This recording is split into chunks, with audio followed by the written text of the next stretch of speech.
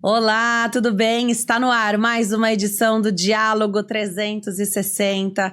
Quero aproveitar e começar esse programa agradecendo você que está inscrito no canal, que curte os nossos vídeos, que está maratonando esse conteúdo. Muito obrigada. Se você ainda não fez isso, faça. É importante para a plataforma identificar que você tem interesse no nosso conteúdo, que você se inscreva, vá dando o like, né? Deixando o seu gostei, seu coraçãozinho em cada vídeo. Fazendo um comentário, nem que seja um emoji, deixe alguma coisa, interaja conosco para que você possa passar a receber, sem muito esforço, esse conteúdo que a gente faz com tanto carinho para informar você que nos assiste. Bom, o programa não é possível sem o patrocínio, sem o apoio das empresas, então quero aproveitar e começar agradecendo a Fisiolook, a clínica de fisioterapia. Essa clínica está na Zona Leste aqui de São Paulo, lá na Vila Carrão. A Fisiolook atende tudo sobre fisioterapia, reabilitação ortopédica, reabilitação neurológica, tem pilates, RPG, tudo que você precisa, acupuntura também, uma equipe de 7 profissionais à disposição para atender aí a sua queixa, a sua demanda. Para entrar em contato é pelo telefone, liga ou manda o WhatsApp no 11 2193 3583. Tem também o Instagram, que é @fisiolook, e o site www.fisiolook.com.br. E eu também agradeço a farmácia de manipulação Empório Magistral, essa farmácia de excelência, a melhor farmácia de manipulação do Brasil é a Empório Magistral.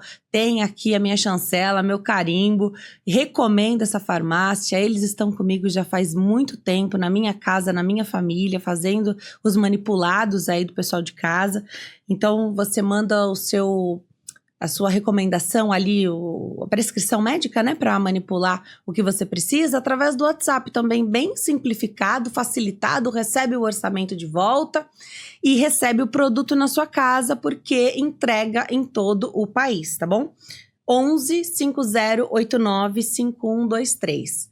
11 5089 5123 é o telefone. Eles também estão no Instagram, @Empório Magistral. Lá no Instagram tem muito conteúdo. A doutora Silmara Spinelli, a farmacêutica responsável, sempre produz um conteúdo incrível para nos atualizar, nos informar. Vale muito a pena. E também o site www.emporiomagistral.com.br. Agradeço aí as empresas parceiras e dou início à nossa conversa, à nossa entrevista de hoje. Eu tenho prazer, eu falei pro meu convidado hoje, assim, prefiro encontrá-lo em entrevistas mesmo. E quando eu não encontro ele em entrevistas, é no hospital. É porque eu tive uma cólica renal, ou eu, ou meu marido, e aí a gente encontra o doutor Danilo Galante, médico urologista. Ele é o meu médico urologista, ele é o urologista da minha família. Que prazer, doutor, te receber aqui. Obrigada por estar comigo nessa minha casa nova. Obrigado, Dê. É um prazer vir aqui, ser recebido. Você já fez várias entrevistas, eu canso de falar que você é a melhor entrevistadora. Obrigada. De todas que eu já falei. E é sempre muito gostoso, é um bate-papo, né? Fica super tranquilo falar com você. E o fato de você também ser minha paciente, né? Você, seu marido e todo mundo, então é muito gostoso. E eu também prefiro te ver aqui, bem bonita, feliz, do que lá no hospital. Cheia de dor, ou acompanhando o marido naquela angústia, aquela aflição, né? Então, sim, muito mais tranquilo aqui, onde a gente já pôde tomar um cafezinho, né? Um clima bem mais tranquilo. Então, isso é muito legal. E aí, as consultas de acompanhamento também são muito importantes. E a gente pode falar sobre essa rotina também de acompanhamento com o urologista, tanto para mulheres quanto para homens, no decorrer aqui do nosso bate-papo. Mas acho importante, a gente escolheu falar desse tema, que é a infertilidade, né? Hoje os casais deixam para pensar nos filhos, né, um pouco mais tarde. E sempre tá muito nas costas da mulher, né? Às vezes a parte dela tá muito bem feita, né, doutora? Sim. Ela congelou óvulos, ou fez o que, né, tá lá, fez o antimileriano, fez os exames. Ela sabe que a parte dela tá ok. O que dava para ver antes tá visto. Só que muitas vezes uma situação, uma condição tá na parte masculina, que é a parte mais difícil de levar ao médico, só para começar, né? Sim. Conceitua pra gente, então, o que é infertilidade e como é essa rotina, né? De acompanhamento da infertilidade nos homens. Vamos lá. A infertilidade, então, o conceito dela é quando o casal tenta por 1 ano ter filho e não consegue, né? Isso atualmente acontece de 10 a 15% de todos os casais no mundo todo. Todos os congressos atuais de urologia estão colocando muita aula de infertilidade porque os urologistas estão cada vez mais interessados no tema, porque é um problema cada vez mais comum no consultório do urologista. Então tem estimativas que daqui 20 anos a gente vai ter quase que 20% dos casais com problema de infertilidade. Então, essa ideia de deixar o filho como um planejamento posterior, né? Os nossos pais tiveram filhos quando eles estavam lá com seus 20, 30 anos, normalmente antes dos 30. E os pacientes, os casais que me procuram, eles já estão na casa dos 30, 40. E tem gente 40 a mais procurando porque acabou deixando essa programação como quem pode ter filho quando quer. Né? Mas a verdade é que a mulher, ela tem uma programação natural de que uma hora ela vai entrar na menopausa e já não vai mais conseguir ter filhos, né? Esse é o principal motivo da infertilidade feminina, né? E o meu papel é exatamente avaliar o homem, é entender por que o homem, ou onde o homem está contribuindo com essa infertilidade, e lembrar que metade lá do embrião é dele, né? E também é democrática a infertilidade, metade dos problemas são dele também. Então 1/3 das vezes é só a mulher, 1/3 das vezes é só o homem, mas 1/3 das vezes os dois. Então, de uma forma geral, 50% das situações o homem tem alguma coisa, mas incrivelmente é sempre a mulher que traz esse cara para consulta. Ele mesmo dificilmente toma iniciativa de vir. E tudo para o homem é tão mais fácil, né? O exame para checar se tem alguma dificuldade ali no homem é muito mais fácil. Da mulher é muito mais invasivo, né? Quer dizer, do homem nem é invasivo. Sim. Da mulher é muito invasivo. Se precisar fazer uma abordagem até cirúrgica, do homem é mais fácil fazer. Então, é muito cultural também isso do homem não buscar, né? Não busca o médico, ainda mais o urologista. Tem uma idade que a partir daquela idade não dá mais para não fazer consulta com uro, né? Tem isso, é cultural, tem uma questão, né? Tem. A gente fala, né, porque todo homem acima de 50 anos precisa fazer avaliação de check-up com o urologista, né? Anualmente, fazer PSA e toque, mas pensando em câncer de próstata. Isso fica muito em voga quando chega Novembro Azul, aquelas campanhas, dá dezembro, todo mundo esqueceu o assunto, né? E o homem faz questão de esquecer o assunto, essa que é a verdade. A mulher, ela desde cedo, ela já é levada pela mãe, antes de começar a relação sexual, ela já começa a ir na ginecologista 1 vez por ano. E o homem, ele dificilmente ele faz check-up. Praticamente, sei lá, 95% dos meus pacientes, eles vêm com alguma queixa. Mesmo quem vem dizendo vim para check-up, em algum momento fala, mas aproveitando, eu também... Aí você fala, você não veio aqui pelo check-up, você veio aqui porque você tem uma queixa. Então o homem, ele deixa para vir no médico quando ele tem um problema. E a mulher, ela faz um preventivo, ela tenta chegar antes. Pensando nisso, a mulher também projeta a ideia de ter filhos, né? A maternidade para a mulher é uma coisa muito mais forte do que para a maioria dos homens, né? A paternidade. Então, ela já vem projetando isso há muito tempo. E quando elas começam a pensar em quando elas querem ter filhos, elas já começam a avaliar a fertilidade, elas já pedem para a gineco ver hormônio, fazer o exame de imagem. E o homem nem no urologista foi, né? E você tem toda a razão quando você fala que é muito mais fácil avaliar homem, porque o testículo é externo, você pega, você sente, você vê tamanho. Na mulher, você imagina pelo ultrassom. O sêmen, ele dá o espermatozoide que você joga lá no microscópio e vê ele nadando.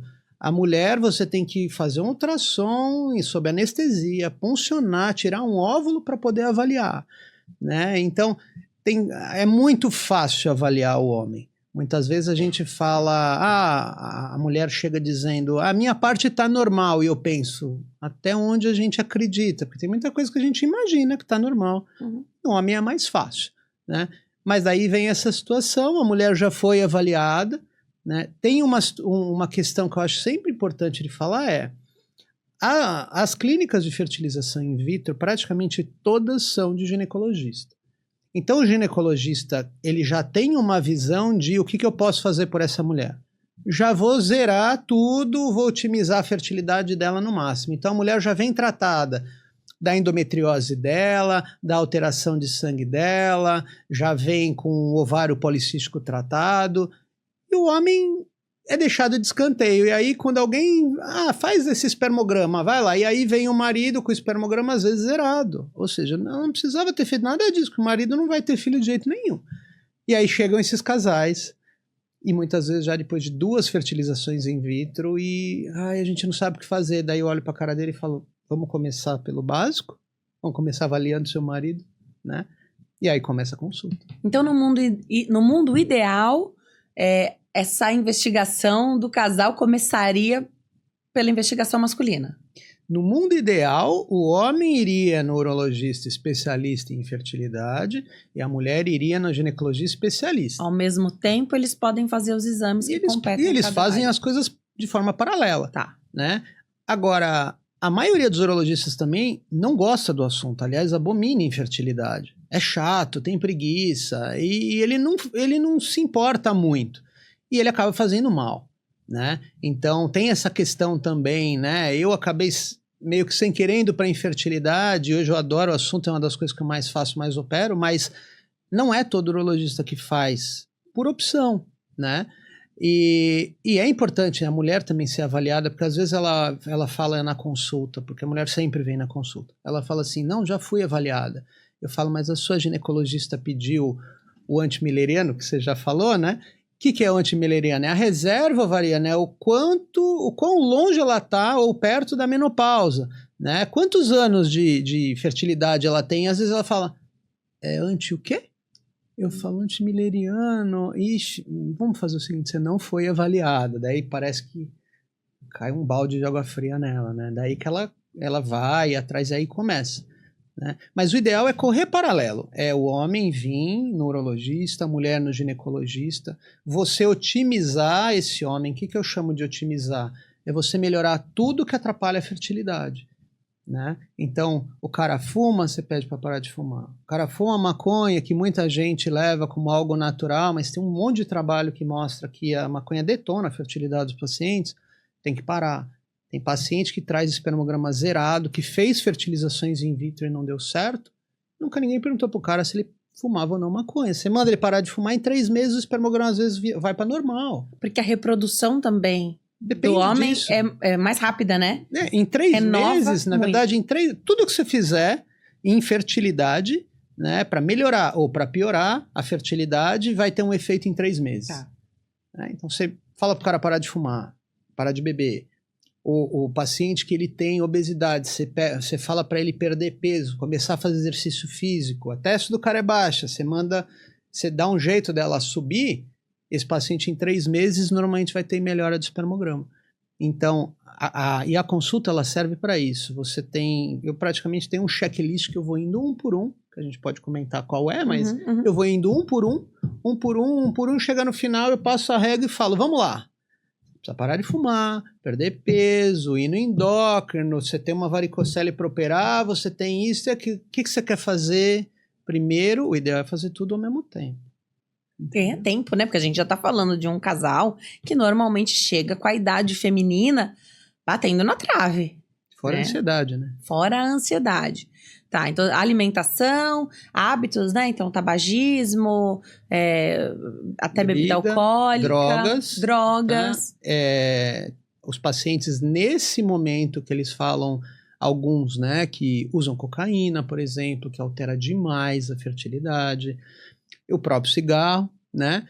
Charuto, cachimbo, né? Mas é nesse momento que a gente começa a conversar com os pacientes que eles soltam uso anabolizante, né? Ou já usei no passado, e aí você começa a ver os exames de hormônio meio bagunçados, e aí que você começa a entender, né? Mas tem paciente que só fala a hora que você peita e fala assim, escuta, sua testosterona tá de 1.500, o normal é 500.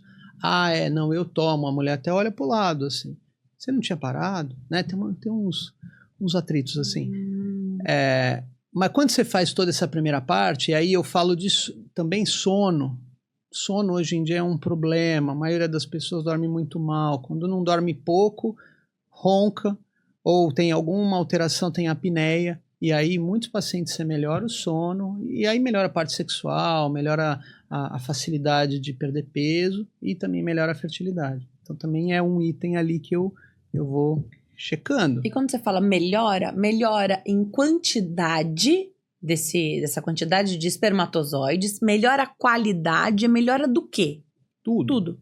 O espermograma, ele é basicamente uma análise que o embriologista faz quando ele põe uma amostra lá, uma gotinha, e ele faz por amostragem, ele dá uma olhada e ele vê número de espermatozoides, a motilidade, que é quanto eles andam para frente, mas daí ele coloca quanto andam para frente, quando andam em círculo, quantos estão quietinhos, quantos estão mortos.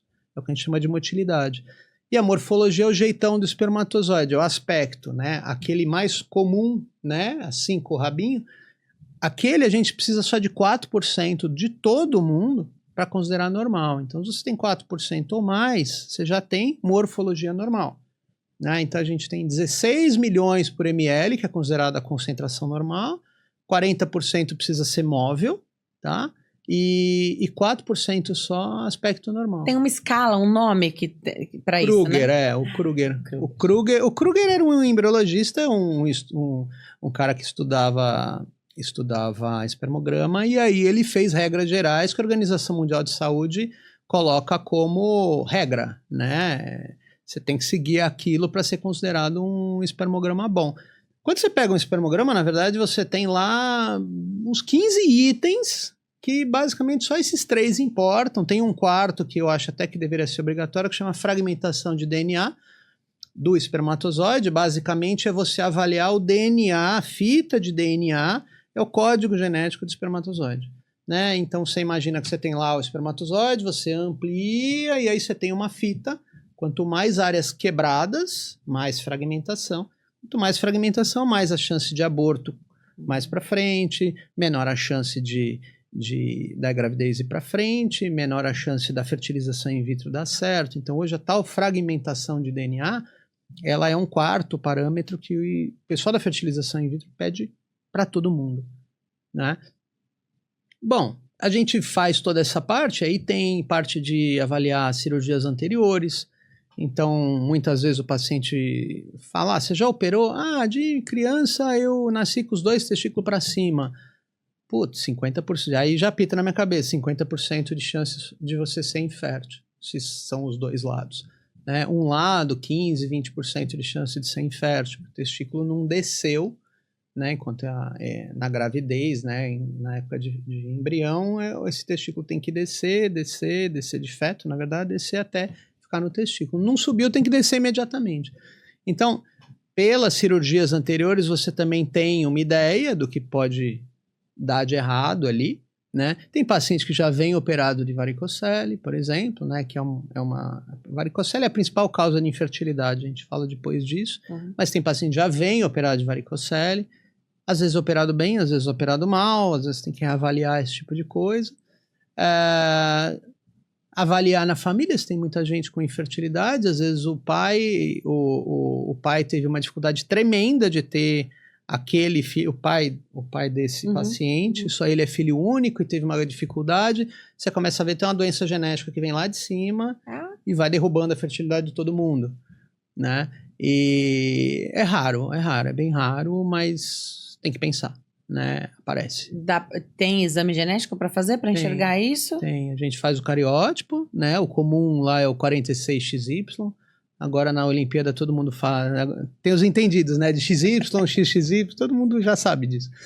O cariótipo e tem uma tal microdeleção, que é uma alteração do cromossomo Y. O cromossomo Y é o que faz, basicamente, dar o sexo de masculino ou feminino, em tese, né, regra geral, XX mulher, XY homem, tem as suas variações.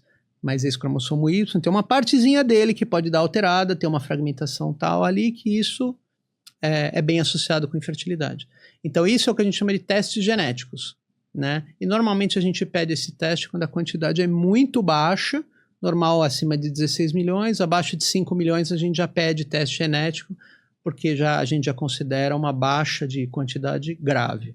Quando você fala de cirurgias anteriores, até dessa situação de criança ainda, infertilidade, então, é infértil ou estéril o grande medo?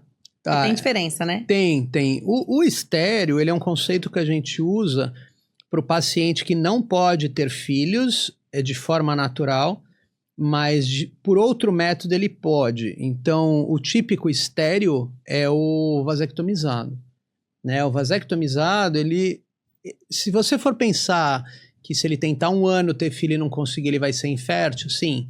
Mas basicamente ele é estéril, ou seja, o testículo dele produz espermatozoides. Se você for buscar lá, você acha. Se você colocar uma agulha na área ali do epidídimo, que é onde concentra espermatozoides, você vai achar.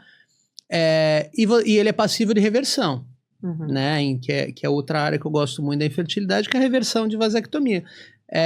Se você reverter, esse cara tem chance de 90% de sucesso e foi em até 5 anos. Então, ele é estéril, ele não é infértil.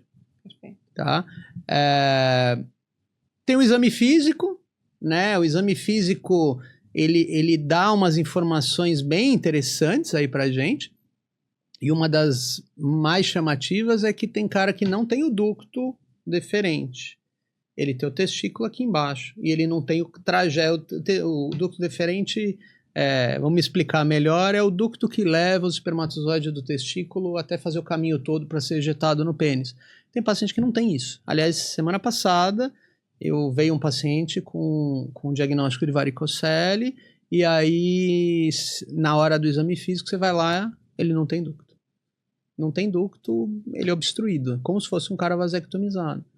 E ele tinha uma síndrome, inclusive. Aí você começa a investigar. Aí ele não tem um rim, o outro rim era baixo, e tudo isso é uma doença só.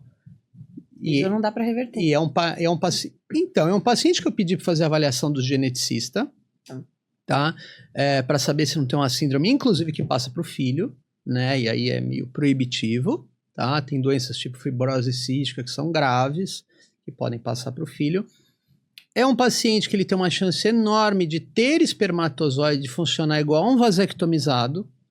Ele não é passível de reversão, porque não tem vasectomia, mas uma chance enorme de você colocar uma agulha lá e aspirar espermatozoide, né? E era um paciente com varicocele grave, então com uma testosterona caindo. Então é um paciente que se a gente operar de varicocele não está errado, porque a varicocele ao longo dos anos pode ir piorando muito a fertilidade. Mas são casos bem mais complexos. Você pesca no exame físico e se o ginecologista só pedir um espermograma para o marido, não vai chegar nunca nisso, né?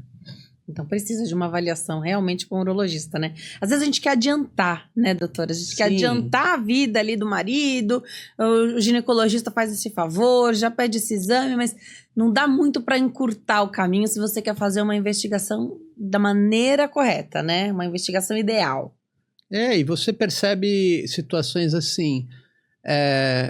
O ginecologista às vezes, e na verdade o próprio casal com essa ansiedade, ele põe o ginecologista na parede. Então ele fala: doutor, você já peça tudo pro meu marido, porque eu quero chegar pronto no uro. Daí ele pensa: mas não sou urologista, não sei nem o que é o tudo. Claro. Né? Aí ele pede lá um ultrassom. Ele escreve lá ultrassom de escroto, espermograma, e pede os exames que ele imagina, né? Ele pensa: se fosse mulher, eu vou pedir aqui o que eu acho que deve pedir. Aí o cara já chega pronto. Eu já tenho um ultrassom aqui que fala que eu não tenho varicocele, então isso eu sei que eu não tenho. O espermograma está alterado, já é o segundo, então eu já tenho o espermograma alterado. Aí você fala: calma, senta, respira, vamos começar. Aí você leva o cara para o exame físico, você examina ele deitado, eu penso: acho que ele tem varicocele, vou botar ele em pé. Você põe ele em pé e você fala: meu caro, você tem varicocele. Dos dois lados. E do exame físico. E do lado esquerdo é bem importante. Aí ele fala: não, mas eu tenho ultrassom. Esquece teu ultrassom. Tá, vamos lá. Seu testículo esquerdo é metade do direito, é mais molinho que o direito. A varicocele dá 90% das vezes à esquerda. Vamos pegar teu ultrassom? Aí você pega o ultrassom de novo e vê lá. Volume. Aí de um lado tá 15 à direita, 15 centímetros cúbicos, e do outro tá 6. Você tá vendo que tem uma diferença na zona? Não faz sentido. O ultrassom foi feito em pé? Não, só veio deitado. Então, provavelmente o cara pediu ultrassom de escroto. Ponto. Você vai refazer, tá? Com quem sabe fazer ultrassom de escroto. Aí eu solicito ultrassom deitado, em pé e em valsalva, que é quando você assopra e faz força. Paciente com varicocele grau 3, que é a máxima, dos dois lados, testículo menor, favor avaliar, paciente com infertilidade. 100% vem assim. Laudo, varicocele, bilateral, e aí vem exatamente. Eu falo, paciente, é diferente, você tem que guiar o cara. Então muda até a forma de você pedir o exame, muda o laudo. Não adianta essa adiantada que o gineco tentou dar, não vai adiantar, né? Mas o difícil, na verdade, é você mudar uma ideia que o casal já vem pronta, né? E eu fico feliz quando isso acontece, né? Você percebe eles respirando fundo e pensando, calma, tem luz no fim do túnel. Agora eu vou ser acompanhada, a parte masculina vai ser acompanhada do jeito certo, né? Apareceu alguém que vai dar uma ideia. De elucidar, né? No exame físico, isso é tão sensacional, né? É tão sensacional isso. Através do exame físico você já tem uma boa noção. Tudo bem, pode pedir um exame que ele é complementar, né? Desse jeito como chegou para você. Confirmatório. Desse jeito como ele chegou para você, já com todos os exames prontos, parece que o mais importante são os exames. Sim, total. Ele não precisava nem ter vindo, né? É. O paciente não precisava nem ter vindo, era só ter mandado o exame. Tem uma situação muito comum que é o seguinte: o paciente nunca veio no urologista, mas o ginecologista já entendeu pelos exames que não tem nada para fazer pelo homem e já levou o casal para fertilização in vitro. E já tentou 2 e tentou 3 e o embrião não passou do 2º, 3º dia.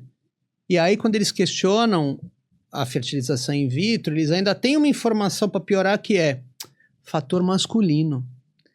O embrião não implanta principalmente por fator masculino. Tem alguma coisa de errado no sêmen do homem. Daí o casal olha do tipo, mas não é agora que você está me trazendo essa informação? Aí vem os dois. Doutor, fizemos 2 fertilizações in vitro, o espermograma está aqui, o ultrassom mostra que está tudo normal. Aí você termina a consulta, bom, você tem varicocele. Aí revolta, né? Como eu tenho varicocele? Quer dizer que eu podia ter operado em vez de fazer a fertilização in vitro? Podia. Não, mas agora, e se a gente fizer a terceira? Se fizer a terceira fertilização in vitro, provavelmente você vai ter um resultado parecido com as outras 2. Né? Lembra, o ideal era você ter feito a cirurgia de varicocele antes da fertilização. Então vamos fazer na ordem certa? Eu vou te pedir um ultrassom, tá? Para confirmar, né? Porque aí ele volta. Doutor, você estava certo. Tem varicocele. Daí eu penso, eu já sabia. Eu já sabia. Aí ele, você já sabia. Eu vou falar, mas eu vou falar o quê para você? Sim, eu já sabia. Quem não sabia era você. Quem precisava da confirmação era você. Né? Porque você faz isso tanto, você avalia 3, 4 casais por dia, então para você, e é muito comum ultrassom errado. E também assim, não basta ser urologista, como você mesmo comentou, né? Tem urologista que não faz essa parte da infertilidade, né? Então precisa ser um profissional que esteja com a carreira também debruçada para esse lado, né? Que esse seja o dia a dia, porque olha quanta coisa você adianta. Sim. Porque esse é o teu dia a dia, né? Então, eu tive minha fase de urologia que eu não fazia tanto infertilidade, né? Eu me formei em 2012, vim de Botucatu, e os meus primeiros 2 anos, né? Que eu comecei minha carreira lá no Brigadeiro, eu era CLT lá no Brigadeiro, me colocaram lá no setor de sexologia / andrologia, que eu nem sabia, e de repente eu tinha que atender lá 40, 50 pacientes por tarde, lá no Brigadeiro. E aí, bom, então a gente tem que examinar, vamos examinar. E foi aí que eu aprendi. Então, pelos primeiros 2 anos, o exame físico padrão que eu aprendi na urologia, eu usava nos meus pacientes, mas ele não é o suficiente para fazer diagnóstico disso. Quando você começa a entender, eu tenho que colocar o cara em pé, eu tenho que assoprar, realmente um exame de 2, 3 minutos não vai funcionar. Eu tenho que examinar o cara por 5, 7, às vezes 10 minutos. Você não pega o ducto do cara, eu não posso achar, deve ser isso aqui. Eu tenho que ficar mais 10 minutos até não achar e falar pro cara, Eu acho que você não tem ducto. É difícil virar para um paciente e falar, você não tem ducto, ou seja, você não vai ter filho de forma natural. Você já vai para a fertilização in vitro, né? Então, isso leva tempo. Então, é um tipo de exame físico realmente específico, né? Mas é muito legal, é recompensador quando você começa a dar informação para o paciente que ele passou em um monte de gente e ninguém conseguiu fazer um quadro, né, de onde o cara pode chegar, abrir todas as cartas na mesa e ele poder escolher junto com o médico. Porque aí não tem certo ou errado. Depois que você mostra tudo, o paciente pode falar, ok, já entendi, tenho varicocele, vou operar, vou melhorar minha chance na fertilização, não quero, não, vamos para adoção. Não é doença, né, propriamente dito, tem muito a ver com planejamento, com o que o casal quer, tem casal que já vem desgastado, já fez 4, 5, não vai para a sexta, né, tem casal que por motivos, sei lá, eles não querem nunca ir para fertilização in vitro, então esses investem em tudo que dá, né, de energia, de dinheiro, então esses sim vão operar a varicocele, esses sim vão fazer tudo, porque eles não querem ir para fertilização in vitro de jeito nenhum. Tem todo tipo de casal, né? Uma escola, né? Você falou de varicocele sendo a principal causa de infertilidade masculina. Varicocele são tipo varizes nessa região? Vamos conceituar. Varicocele são veias dilatadas, né? Varizes, como você falou, na região do escroto. É uma doença de veia, não é uma doença do testículo ou da região. Esses pacientes, né, homens, obviamente, eles têm veias dilatadas em um monte de região do corpo. Pacientes que têm varicocele têm mais chance de ter veia dilatada nas pernas, portanto, as conhecidas varizes, e precisar operar das varizes. Esses mesmos pacientes têm mais chance de ter na região anal, que a gente chama de hemorroida, e ter complicação de hemorroida. E eu falo isso para todos os pacientes. Então, quando eu vou falando, eu tenho hemorroida. Eu tenho varizes, eles vão meio que ticando assim, né?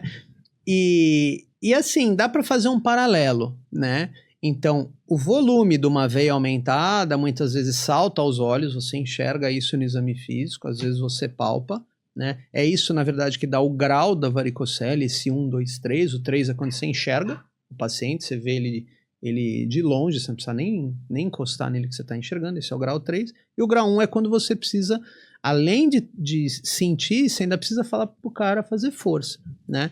Mas o que faz essa varicocele? Essas veias dilatadas, elas aumentam a quantidade de sangue lá.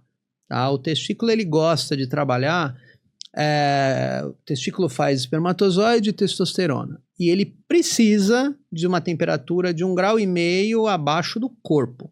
Né? O corpo humano ele trabalha bem ali com 36,5 até 37,5, acima disso é febre, então é essa a nossa temperatura.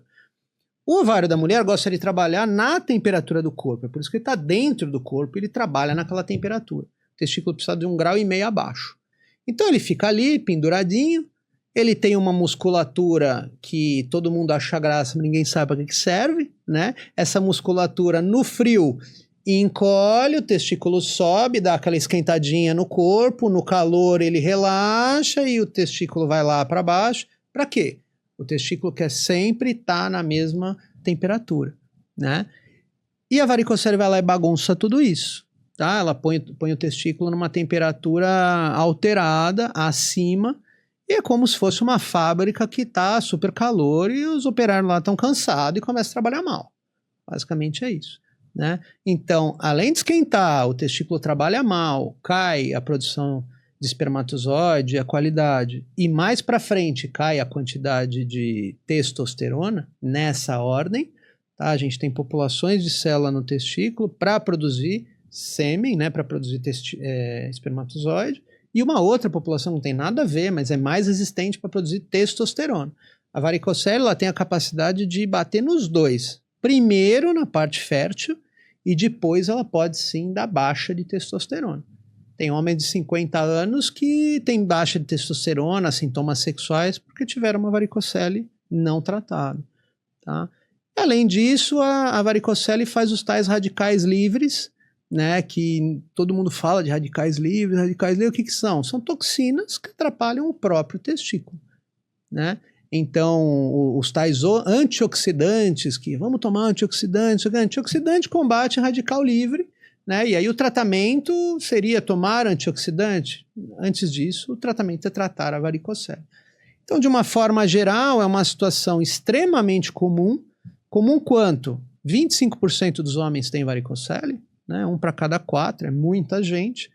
E de todo mundo que tem varicocele, 10% vai ter problema de fertilidade, né? Então, de todo mundo que vem no consultório, aumenta muito esse número, porque é viciada a minha amostra, né? Mas é incrível que casais que não conseguem ter filho, 50% mais ou menos vão ter varicocele, né? E desses, quase todos têm indicação cirúrgica. Isso que eu ia perguntar. Tratamento é cirúrgico 100% das vezes? Tratamento é cirúrgico. A gente vai e desobstrui, na verdade a gente obstrui, né, essas veias. A gente corta. Vai deixar de passar o fluxo aí. E deixa lá, na verdade. A gente não tira. O aspecto final, esteticamente, não muda. Paciente que chega lá querendo fazer parte estética, para isso não vai funcionar, né? O que você faz é murchar essas veias, o fluxo para de ir por lá, ele vai por uma veia mais profunda, igual quando você tira as varizes, né? O próprio corpo se refaz. Ele acha um outro caminho, que, aliás, esse caminho já existia, o corpo já subia o sangue por ali, né? E a gente faz por um cortinho desse tamanho, mais ou menos uns 2 centímetros, não é exagero. Se é bilateral, né, direita e esquerda é um de cada lado, faz esse cortinho, pega o cordão, que ali tem veia, tem a artéria, que a gente tem que passar longe, o deferente, que tem que passar longe, porque se cortar é igual vasectomia, traz o microscópio, que é do tamanho dessa mesa, né? 2 cirurgiões, pincinha de relojoeiro, aquelas bem fininhas, vai separando, fiozinho fininho, amarra, corta. Basicamente é isso, né? Mas é uma cirurgia que eu adoro fazer, é uma das cirurgias que eu mais faço, na verdade. Mas é legal, o paciente interna no 5 horas da manhã, opera 7, 2 horas de cirurgia, 1 hora para cada lado, vai embora no mesmo dia. Sendo bilateral, 1 hora para cada lado, mas se não for, ainda diminui esse tempo cirúrgico. Sim, um lado, 1 hora. 1 hora. E vai embora no mesmo dia? Vai. 100% dos pacientes vão embora no mesmo dia. Ainda que eles estejam achando que, nossa, foi a cirurgia da vida deles, né? Porque às vezes... certeza. Né? Se eles já fogem de médico, ainda mais de cirurgia, né? Como é para fazer o homem, esse paciente, enfrentar isso? Porque a gente fala brincando, né? Mas eles têm medo, a maioria tem medo, mesmo que não diga, não vai assumir que tem, mas eles têm medo, é o desconhecido, mulher encara mais fácil, porque o bebê tá na barriga. Ou vai ser parto normal, se precisar, vai pra cesariana. De algum jeito tem que sair, né? Então, a gente já vive sabendo que, tá, vamos assumir esse risco, vamos lá. Se tiver que operar, vamos lá. Depois você quer, de repente, corrigir alguma coisa estética no corpo, já sabe que é cirurgia, né? Mulher tá mais acostumada, acho que pelos exames serem tão invasivos também, né? A gente tá mais acostumada com esses processos mais invasivos. Como é pra... conscientizar esse homem? Eu sei que sua consulta é incrível, que você se dedica para ensinar, desenhar, mostrar e fazer tudo o que precisa, mas o medo tá lá nesse homem, né? Mesmo que ele esteja acompanhado da esposa, incentivando e dando todo o apoio, o que tá dentro dele é muito medo, né? Sim, os homens muitas vezes eles já chegam na consulta com medo do final da consulta. Quando você fala, você vai precisar operar. Vamos agendar. Né? Vamos agendar, e aí um olha para o outro e a mulher olha como quem dizendo, você vai operar. Você vai operar, porque eu já operei endometriose, já fiz 2 fertilizações, já tomei um caminhão de hormônio, e você vem falar de um cortezinho assim, né? Então, na verdade, ela já olha com essa cara. Nesse campo, a gente tem uma sorte tremenda, né? A urologia como um todo, as cirurgias são muito pouco invasivas, né? A gente está falando de um corte desse tamanho, que você vai mexer com estruturas que não doem. Então, diferente da ortopedia, que mexe com o osso, com o tendão, com o músculo, que tudo dói, né? Essa é uma cirurgia que, basicamente, o que tem terminação nervosa para doer é pele, né? Eu brinco com o cara que a sensação dolorosa dele é de se cortar com uma faca de cozinha, só que ele está anestesiado, então nem o corte ele vai ter, E aqueles 3 dias para frente, que é o tempo que demora para cicatrizar, ele vai estar com analgésico anti-inflamatório, porque é um corte que a gente faz programado, né? Então, eu tento trabalhar nele a ideia de custo-benefício, no sentido de que você tem um corte desse tamanho, que não vai te doer nem durante, nem depois, você tem analgésico. Afastar do trabalho, na maioria das vezes, não é um problema, a não ser que ele trabalhe com a parte física, né? Se for um atleta, porque eu tenho que afastar esse paciente de exercício intenso por 30 dias, igual cirurgia de hérnia. Mas a maioria dos pacientes não estão nessa situação, né? Não trabalham com o corpo, né? Então trabalham no escritório, trabalham como você aqui, como eu, né? Então você libera esse paciente em 2 dias para trabalhar, 3 dias, ele pode operar na quinta e ir dirigindo na segunda. Então eu tento mostrar para o paciente que, por mais que ele precise operar, o pós é muito tranquilo, né? E ele não precisa se preparar do ponto de vista financeiro, não é uma coisa... quando você opera um joelho, por exemplo, você tem que ficar 20 dias sem trabalhar. Eu que opero, fiquei 3 semanas sem operar. Então, isso tem um impacto. Você fala, paciente, você opera na quinta, não trabalha quinta, sexta, começa a trabalhar na segunda, né? Então, é um pós tranquilo, né? Eu acho que tem essa questão, o homem, quando vai na consulta, a maioria deles, graças a Deus, eles olham com compaixão para a mulher. Então ele pensa o seguinte: você me trouxe aqui, você fez toda a investigação, você já operou, na maioria das vezes ela já fez uma endometriose. Se precisar passar por uma fertilização, quem vai tomar um caminhão de hormônio, quem vai ganhar peso, quem vai se sentir mal, quem vai perder a autoestima é ela, porque o trabalho dele, na verdade, é entregar o sêmen no copinho, né? Quem vai engravidar é ela, quem vai carregar o bebê é ela, quem vai passar por todos os problemas, quem vai ter limitação na vida é ela. E ainda tem o parto. Quem vai passar pela cirurgia, seja normal, é ela, né? A maioria dos homens, 90% deles, já tem essa consciência. E 10% a mulher enfia a goela abaixo. É isso mesmo. Né? Às vezes com a ajuda de vocês, médicos, né? Também. E aí, pô, parece justo, né, que ele faça esse sacrifício, né? Então, normalmente, não é muito difícil, tá? A não ser que o homem não queira ser pai, porque tem essas situações. O homem não quer. E aí aquela conversa difícil, né? E aí o que tiver que fazer, aí vai ser caro, aí vai ser custoso, vai ser dolorido, vai ter todos os problemas, porque na verdade ele não queria nem estar lá. Ele não queria nem ser pai, né? E muitas vezes quando o paciente tem 2, 3 coisas para resolver, que dá umas situações assim, ele tem varicocele e fuma maconha, por exemplo. Aí você fala, amigão, você precisa parar de fumar maconha e vamos operar. Não, mas será que mesmo precisa operar? Não, parar de fumar maconha? É bom, não, porque operar a gente opera tranquilo. Então, para alguns pacientes, o problema também não é operar. O problema é a mudança de hábito. É o cara às vezes perder peso, o cara tem todos os exames alterados, colesterol, diabético, o cara não quer cuidar de nada disso. Às vezes o cara é um fumante inveterado, ele não quer parar. Ele quer que você resolva. Tem o cara da academia que não quer parar de tomar bomba, né? E ele tem o espermograma zerado enquanto ele toma, porque a maioria dos pacientes que tomam anabolizante tem o espermograma zerado. E aí o cara não quer, ou ele quer parar 3 meses e já voltar ao ciclo na sequência. Às vezes o processo demora 1 ano. E ele tem que se conscientizar que ele tem que ficar 1 ano sem tomar anabolizante. O cara às vezes toma 10 anos. É difícil você botar na cabeça de um cara desse que ele tem que ficar 1 ano. Então, às vezes, não é só a cirurgia o problema. Às vezes, qualquer pequena mudança que você faz, o paciente, ele tem um mínimo de resistência. A gente é assim, né? A gente tem uma resistência a mudar qualquer coisa, né?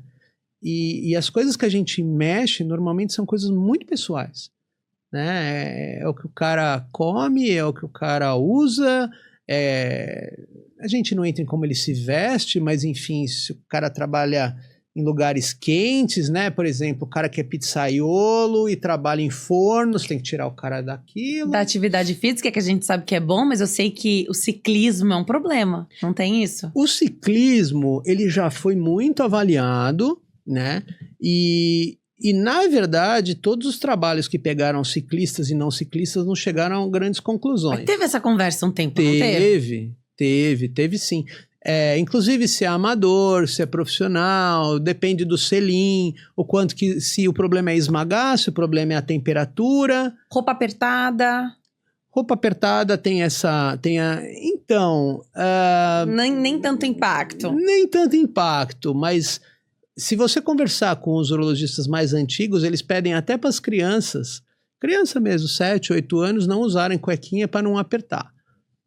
Eu não vejo tanta lógica nisso, né? Mas mais mal não faz, né? A gente entra no achismo, porque ninguém foi fazer pesquisa com crianças de cueca e sem cueca. Não. Tá certo. Legal. Então, eu tenho ouvido hoje muitos casais falarem: fizemos a investigação, que bom, era só uma varicocele, já resolveu e aí já estava na tentativa. Para caminhar para o final desse bate-papo, depois de quanto tempo da cirurgia, se for de voltar à vida normal, né? E voltar a namorar e voltar a ter as relações sexuais, tem um tempo, um prazo para esperar e voltar? Relação sexual a gente coloca no mesmo pacote de exercício intenso. Então, a relação propriamente dá para liberar já com uns 15 dias, né? Que é diferente da pergunta quando que eu vou ver resposta da cirurgia, ou quando eu vou refazer o espermograma para saber se melhorou ou não, 3 meses. Tá. E eu sempre dou a resposta de quanto que melhora, que isso é meio teórico, tá? Então, 70% dos pacientes que fazem varicocele vão ter uma melhora do espermograma, 25% mais ou menos vai ficar igual, não vai melhorar nem piorar, mas a gente está vendo o número. A gente sabe que a qualidade do testículo desse cara já melhorou. Tá? Por quê? Porque esses pacientes, eles engravidam mais. Se você pegar pacientes que operaram e não mudaram o espermograma no pós, ou seja, eles estão nesses 25%, mesmo esses que não mudaram, eles vão engravidar mais. Eles engravidam mais natural, eles engravidam mais fertilização in vitro. Ou seja, esses números do espermograma, eles não podem ser levados tão a sério, do tipo, doutor, tá igual. Não, tá igual, mas assim, tem um monte de coisa aí que provavelmente você não tá radical livre, que você não mede. Algumas características aí do espermatozoide que a gente passa batido até por ignorância médica, a gente ainda não sabe, mas esses caras vão engravidar. E tem 5% de piora, né? Então quer dizer que se eu operar de varicocele eu posso ter piora? Sim, 5% dos pacientes podem piorar. Só que a gente está falando de que grupo? Daquele grupo de paciente que está há 2 anos tentando e não conseguiu. Então eu estou jogando 75% de melhora, mais 70% de melhora, mais 25% de ficar igual, mas talvez melhorar, versus 5% para um casal que não tem mais para onde correr, né? Mas eu sempre falo desse 5%, porque uma pergunta que uma vez um paciente me fez e é muito razoável é: se 25% da população tem varicocele, por que você não opera todo mundo? Eu ia adorar, né? Porque eu adoro operar, mas... Porque não pode, porque 5% eu vou estar causando um malefício. Perfeito. Né? E se você pensar que só 10% vai ter problema de fertilidade, eu estou operando 90% das pessoas à toa. Né? Mas é um número que eu sempre passo em consulta, até para alinhar a expectativa. Legal. Bom, a gente podia ficar muitas horas aqui conversando, um papo sempre agradável. Você sabe que eu adoro você, doutor. Realmente te levei para minha família, né? Espero te encontrar mais em entrevistas e menos na necessidade ali do doutor, deu ruim aqui, vem me socorrer, vem me ajudar. Obrigada por essa entrevista. Você tá no Instagram, Dr. Danilo Galante. Isso, DR, né? DR Danilo Galante, no Instagram, no YouTube, no TikTok, todas as redes sociais com o mesmo nome. DR Danilo Galante. Então acesse lá todas as plataformas. Tem sempre conteúdo legal também. Tem, né? tem. Pra te informar, também com muito bom humor, porque tem temas. Pra dar risada. Né? Muito. E tem temas que são mais difíceis, que geram, de repente, né? Um constrangimento por qualquer que seja das partes, né? Sim. E com humor, às vezes você traz essa pessoa pra uma Você torna leve, né? Pra resolver, porque é o teu dia a dia e tem que ser leve. Obrigada por ter vindo, venha mais vezes, por favor. Obrigada. Eu agradeço, é sempre um prazer, tá? A entrevista é sempre maravilhosa e a gente nem percebe, já foi. Logo, logo vou te ver em consulta também, viu? Vamos lá. Que precisa fazer sempre o acompanhamento, Sim. Isso que é muito legal, né? Então é bom não perder de vista o médico que acompanha a gente, né? Mas daí é prevenção, né? Muito controle, não é correr atrás do problema que já tem, né? Na verdade, é isso que a gente precisava, né? Para todas as especialidades, né? É isso aí, obrigado. Obrigada, viu? A gente vai ficando por aqui. Obrigada a você que nos acompanhou até esse momento. Deixa seu like, escreve nos comentários o que você achou dessa entrevista, qual tema você sugere que o Dr. Danilo Galante fale da próxima vez que ele vier aqui no Diálogo 360. E mais esse episódio vai ficando por aqui. Muito obrigada e a vida é feita de diálogos e conexões. A gente se vê no próximo. Tchau!